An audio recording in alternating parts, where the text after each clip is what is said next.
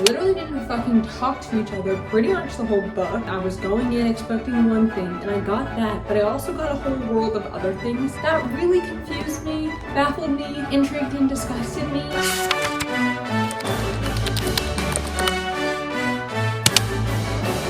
Please God, ignore the giant water stain on my shirt.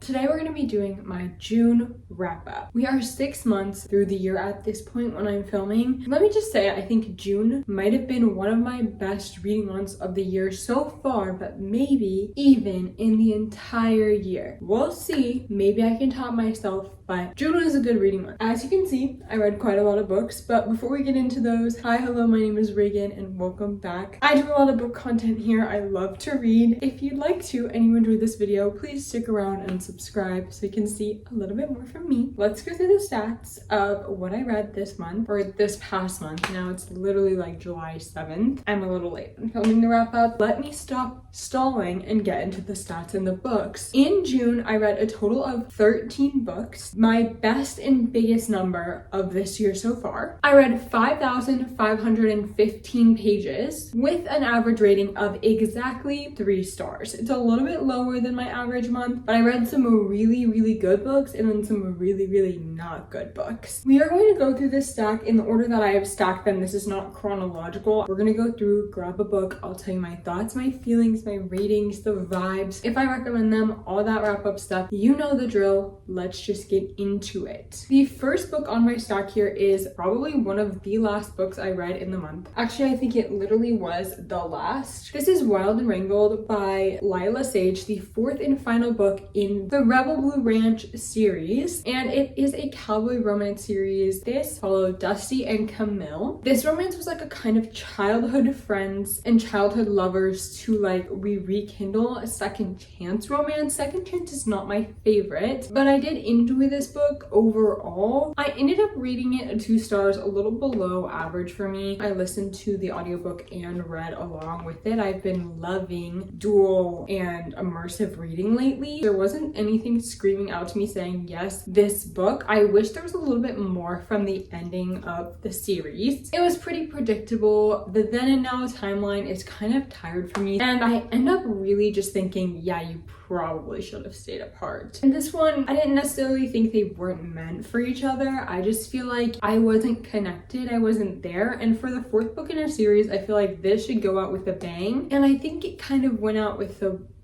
putter. A very gradual decline. I would totally recommend you pick this up if you're interested. I wouldn't say this is the best romance book you could pick up this summer. We're gonna push this stack over a little bit and start our new pile right there. Next book that I'm going to talk about is Problematic Summer Romance by Ali Hazelwood. Now this is a romance I think you should pick up. I ended up rating this a 4.5 stars. One of my favorite romance books I've read overall this year. Ali Hazelwood will do it for me every time. There is very rarely a miss in an Ali Hazelwood book, and let me just tell you, an age gap romance, I ate it up, left no crumbs. This did everything I wanted and more. Now, this is kind of a spin-off of another Ali Hazelwood book, but this follows Connor Harkness and Maya, one of the main characters from a previous book's sister and best friend. So it's kind of like a brother's best friend. The only thing that annoyed me about this book was the fact that Connor Harkness could not get over himself. Just because you are 14 years younger does not mean that you have the pants, and it does not mean that the relationship is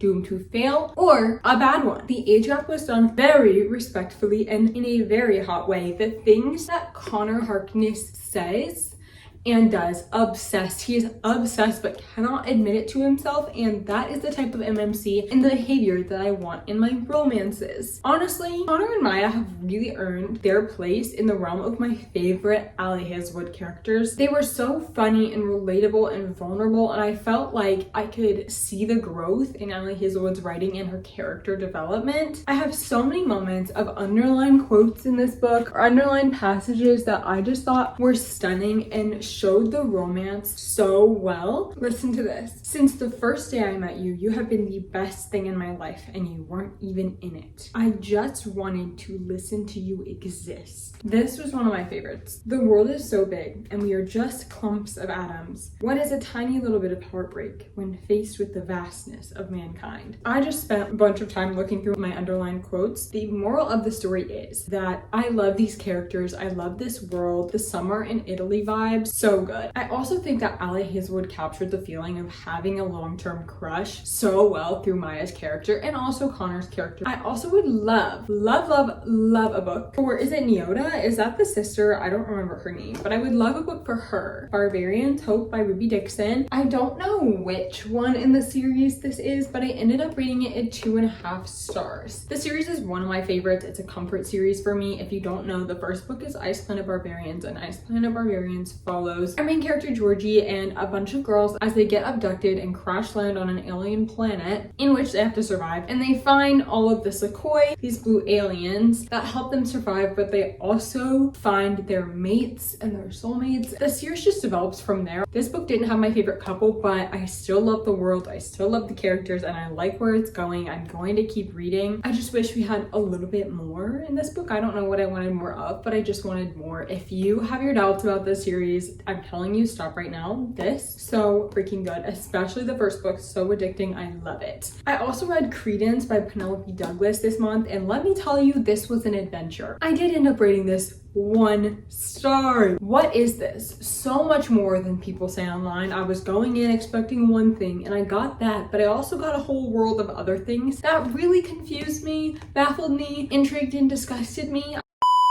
Sorry, I just had a break for a phone call, but I don't really remember what I was talking about. This follows our FMC, and our FMC, her parents have just died. They were very famous. She's very wealthy, and she gets a call from her long-lost uncle. It's like her father's stepbrother or like adopted brother or something, so they're not actually related. She goes to stay with her uncle, and we have a little romance with the uncle and the niece situation, but a lot of other things happen. I just firmly believe that Penelope Douglas's MMCs do not age past the age of 16 mentally. They are misogynist, they are awful, they are mean, they literally cannot process their emotions. Why did I eat this up? Why was I sprinting to the end of this book? I did rate it a 1 star though, because I just couldn't in good confidence place this higher than some other things that I've rated this month. Would I recommend it? If you know what you're getting into, if this is what you're looking for, I will say vibes 5 star, actual content and like my critical rating 1 star. Next we have the first 3 books in the Gold Rush Ranch series by Elsie Silver. We're gonna go through them in order. The first one is Off to the Races. I rated this 4 stars. I flew through this and binged it. I really loved our main character Billy. I loved her especially in this book. In the next few books she kind of annoyed me just a little bit, but her as a main character in this book was great. We're following Billy and Vaughn. Vaughn owns a I don't know if it's a company or a ranch, or I mean obviously it's Gold Rush Ranch, but I don't know what the business of it is called. He raises race horses and then also races them. His grandfather just passed away. Vaughn's been passed down into the business side of things. He found out that his grandfather had been cheating races, but he wants to save the reputation of Gold Rush Ranch, so he hires a new trainer to train some good horses. It is Billy. We have like a little bit of an enemies to lovers, but not really enemies. They just got off on the wrong foot kind of situation to lovers. They spend a lot of time together, forced proximity, and we have the romance that develops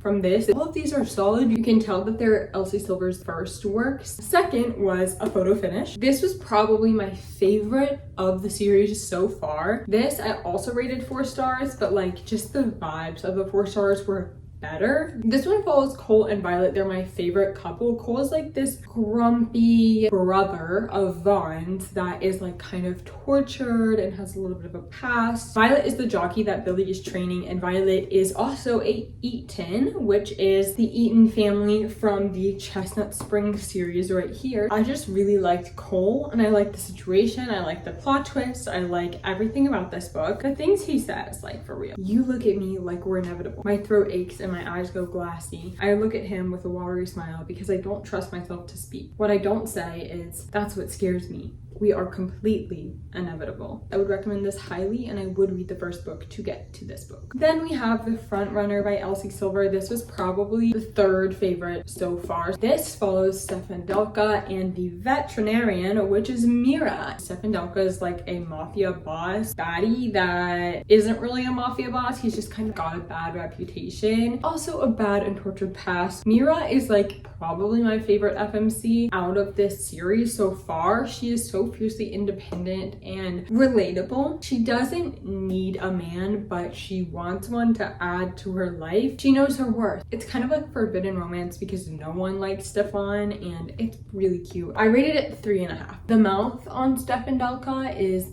insane. Definitely recommend the series so far. I only have one more book to go, and I'm so excited to get it checked off my list. We move on to some fantasy. I have 2 Twisted Crowns by Rachel Gillig. This is the second book in the Shepherd King duology. I have finished the duology. I am literally about to start The Night and the Moth by Rachel Gillig soon, maybe tomorrow. Wow. I didn't like it. The book just didn't hit for me. It's a very gothic, spooky time. I really like the setting. That is not the only thing, but the main thing that really drew me in about the series and why I'm pushing through to another Rachel Gillig book is the setting. The way she wrote the setting was really vivid, and you could feel yourself there with the characters. However, the characters, I didn't like them. I didn't connect to them. I didn't care. Maybe it's because it was YA. Maybe not. I don't know. That's why I'm trying her new adult book. I liked that this book had a new timeline and a new perspective. However, I preferred that perspective to the old one. So every time we got to the Elspeth perspective, I was like, I don't want to be here. I don't care. Don't want to be here. I want to go back to what we were doing. When there's like a dual timeline of like events with separate characters, there is normally, if it's done not as well, one that I prefer to the other one. If it's done really well, I love them both. In this one, I preferred one of the timelines. I just dreaded going into the other one. I literally felt like nothing happened in this book up until the resolution. Like the stakes were high and somehow the resolution resolved everything, but with no consequence. Like I feel like the ending was too good to be true. That's probably just because it's YA, but I have now decided and found out that I don't really like YA books anymore, and they kind of generally get negative ratings for me. So I'm not going to be continuing to read YA for the most part. And I've kind of known this for a while now. I just like wanted to try this out because everyone says it's so good. And I just felt like the resolution gave me nothing. And this was the end to a duology, so I wanted something. I wanted to go out with a good, solid ending. I felt like this just left a little bit more to be desired. What did I end up rating it? I rated it 2 stars. A highly anticipated read of the month, which was Caught Up by Navessa Allen. If I'm being honest, I was severely disappointed by this book. I rated it 2 stars. Lights Out by Navessa Allen was one of my favorite books of last year. I rated it 4.5 stars. I reread it in anticipation for this book coming out last month. It stood true. I still loved it. This, however, was not my favorite. We delved a lot more into the mafia setting and the mafia plot of this book, which I'm not opposed to mafia. I just didn't like it done in this book. I didn't really love our characters necessarily. What really was missing for me in this book was the humor. The thing that I loved about Lights Out was it was dark, but it was funny. There was comedic relief. The characters were vibrant and colorful, and they had a personality apart from the darkness in their lives, and I really enjoyed that aspect that brought some levity among all of the dark topics and events of the book. This, however, was dark, but not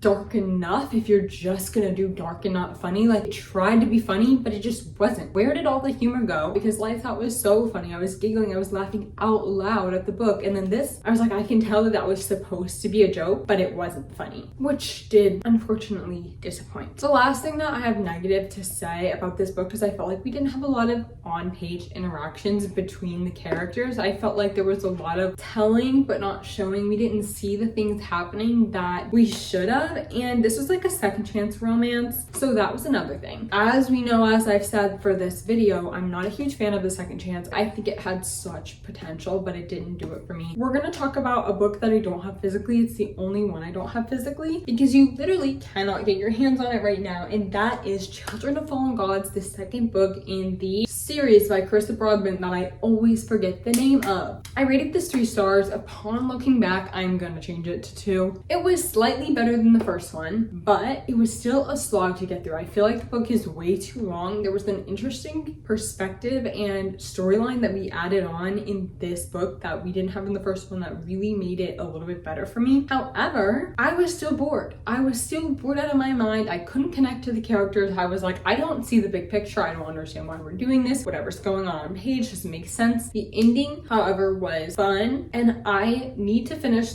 the series because I want to know what happens, but I also keep putting off reading it because I'm like, I do not want to sit through a 24-hour audiobook. I kind of am a little disappointed by this one. I think just Carissa Broadbent's writing doesn't click with me, and that is a-okay. Another new release I read this month was The Neverless by Jade Presley. This is a Wad Shoes fantasy romance, and it was a very unique storyline and plot that I haven't really seen before, but also look at the art. Gorgeous. One of the things that made me buy this book, if I'm being honest. I rated this at 4 stars. The whole book, pretty much, I thought it was going to be a 3 until the ending. The ending really shocked me, and it made me realize that this is going to be a series, and I think I'm going to continue. I think it can only get better from here. The only critique I have of this book is I wish the political side of this whole world was a little bit more pronounced and brought out in this book, because I felt like the politics and the world were really interesting. We just were more focused on the romance side of it, which is good. I love the romance and the fantasy romance. I was very hooked on the romance. I liked it. We're getting enough to sustain us. So all these extra moments, all these extra scenes, I feel like could be spent on building up the world and the politics, which would make this series stand out so much more. General fantasy readers read it, the spice would completely put them off because the fantasy world and the politics don't really stand on their own, but they do aid the romance. I wish we had a world that could stand on its own, that we really understood, and also the really good romance. We only have 2 more books to talk about, and I saved the best and most popular 2 for last, for sure. This is Silver Elite by Dani Francis. She's here, we're talking about it. I read this book in June. If you have been living under a rock, everyone and their mother is talking about this book. It was marketed as the new Hunger Games, but adult and spicy. My take on it. In short, I disagree. I don't think it was that amazing. Dystopian? Where? Chemistry? Where? I was ultimately bored and unimpressed. Our MMC in this book is Cross. He is the person that is in Silverblock and training all the new recruits. We have a little teacher-student kind of situation going on here. The tension, non-existent. Literally didn't fucking talk to each other pretty much the whole book. And generally, I don't think Cross is a good guy. People are spewing like a lot of bad information around this book. And I will say you can see parallels between like right-wing propaganda in this book that were like used as the bad politics, but our main characters does not subscribe to the bad like politics of it all necessarily. So I think like a lot of people are just taking quotes from the book and twisting them around without reading the whole book and just like pinning this on it being bad. I think the marketing was weird. I think the whole way that it was put out was weird, but I don't think that you should be trying to find who this author is. I think we should provide the privacy and hope that our money is not being put towards someone that we don't like. All of that being said, I don't think that this was a great book. The ending was weird and it didn't make sense. I felt like the high stakes were stupid. I felt like our main character was making decisions that were ultimately like dumb and that she should have known better. I also think her whole plan and the whole like entire book was just wasted on training, but we didn't really even see anything happen. Like nothing happened this whole book. In the last 100 pages, we had this whole blow up moment. The last 100 pages of a book does not make the book good. I just think that this was not the book that people were looking for when you say dystopian. I think if this was marketed as fantasy romance, it would have gone well. The fact that they marketed it as dystopian was kind of false marketing, because overall, is it set in a dystopian setting? Yes. But the core piece of a dystopian novel is to have some broader commentary on our world as a whole, or politics, or power imbalance, or there has to be a message. This book did not have a message. It had political aspects, it had the dystopian setting, but after reading this book, I didn't come away with the broader theme of what the author was trying to tell us about the world and about injustice and whatever the message was to be. it didn't come across if there was meant to be one. That's all I'm going to say on that. I have one more book to go over, and ultimately I think it was my favorite book of the month, and that was Shield of Sparrows by Daphne Perry. This is another very popular book that has been going around. If you're going to pick up one of the two, pick up this one. Open it,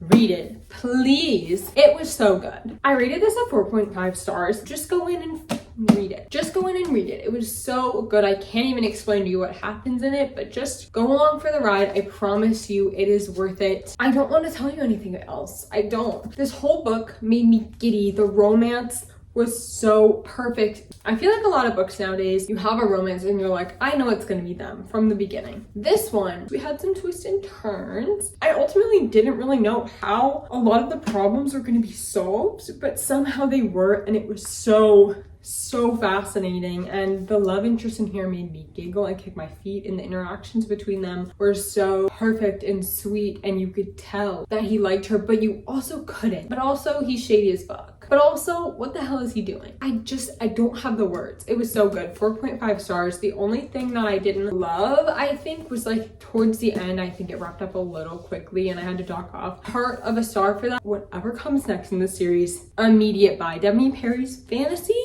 Wow. Wow. We end off with a bang, but this book, worth it. Please read it. Please. One of the best fantasy books I've read this year. All right, my loves, that is all I have for you today. Thank you so much for tuning in to my June wrap up. Let me know what you read in June. Also, if you read any of these books before, let me know your thoughts, especially Shield of Sparrows, especially Caught Up by Navessa Allen, especially Silver Elite, and Problematic Summer Romance. Also Credence. Those are ones I think I need the most conversation with others about. Let me know any of your thoughts, feelings in the comments below. I would love to see you subscribe and see you again for another video. I hope you enjoyed, and thank you so much for watching. Bye.